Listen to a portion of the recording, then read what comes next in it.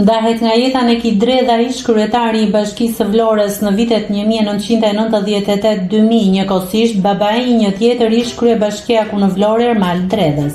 Ai ishte mjek me profesion e njëkohësisht ish kryetari i Bashkisë Vlorë. Doktor Neki Dredha mbajti që prej 2013-s titullin qytetar nderi i Vlorës, po ashtu gjatë karrierës së tij shkroi edhe disa libra publicistik dhe poetik, siç është poema narrative Labëria magjike. Ka shërbyer për vite me radhë si mjek në qytetin e Vlorës, duke qenë një nga figurat e njohura të shëndetësisë. Ai është gjithashtu autori i shkrimeve memorialistike, kushtuar mjekësisë dhe figurave të shquara të shëndetësisë shqiptare. Nëse klikoni mbi butonin subscribe, do t'ju shfaqen të gjitha publikimet tona.